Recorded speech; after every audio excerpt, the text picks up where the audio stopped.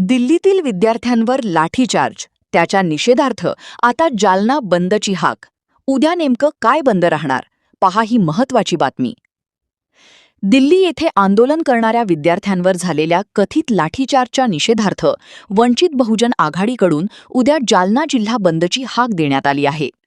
वंचित बहुजन आघाडीचे नेते विजय लहाणे यांनी जालन्यातील व्यापारी, व्यावसायिक आणि सर्व नागरिकांनी या बंदमध्ये स्वयंस्फूर्तीने सहभागी होण्याचे आवाहन केले आहे.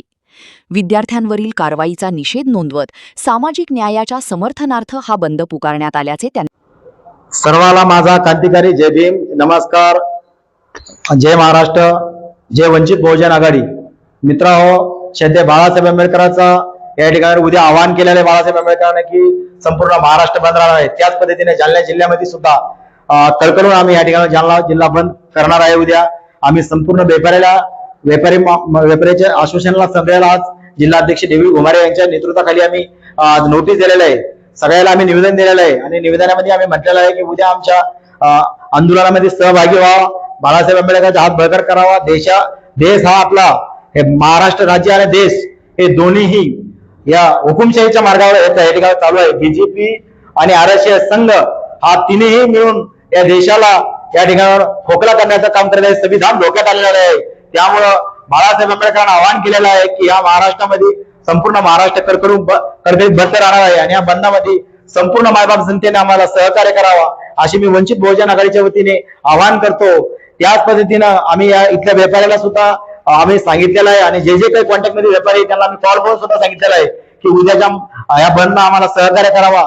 बस डिपोच्या अधिकाऱ्याला सुद्धा आम्ही या ठिकाणी नोटीस दिलेला आहे आणि उद्याचा बंद हा कडकडीतच बंद राहील. असंच बंद पाठीमागचा बाळासाहेब आंबेडकरांना भीमा कोरेगावच्या कामाला सुद्धा केलं होतं, त्यावेळेला सुद्धा कडकडीत महाराष्ट्र बंद झाला होता.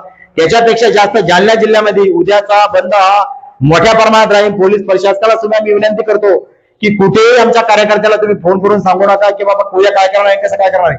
आम्ही उद्या जिल्हाध्यक्ष देवी घुमारे यांच्या नेतृत्वाखाली सिंधी बाजारामधून आमची रॅली निघणार आहे आणि संपूर्ण लोकांना आम्ही हात जोडून विनंती करणार आहे की उद्या तुम्ही बंद मध्ये सहभागी व्हा आणि संपूर्ण लोकांना बंद करावा.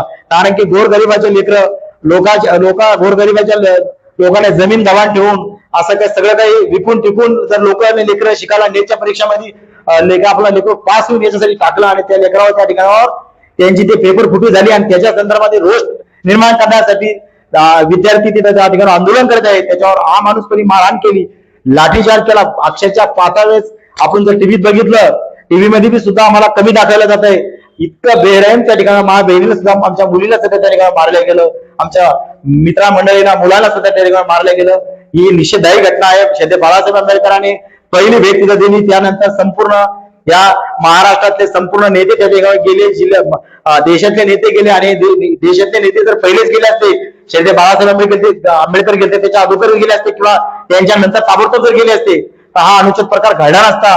विद्यार्थी संघ आता आज विद्यार्थी धोक्यात आहे, उद्या शेतकरी धोक्यात आहे, उद्या सर्वसाधारण संपूर्ण लोक उद्या धोक्यात आहे. आज आपल्याला या जी बंदला हात दिली बाळासाहेबांनी याला सहकार्य करावा आणि आपल्याला आपला देश वाचवायचा, आपल्याला आपला महाराष्ट्र वाचवायचा, आपल्याला जिल्हा वाचवायचा असं म्हणून आपण संपूर्ण लोकांनी बाहेर पडावा असं वंचित बहुजन आघाडीच्या वतीने आम्ही आवाहन करतो.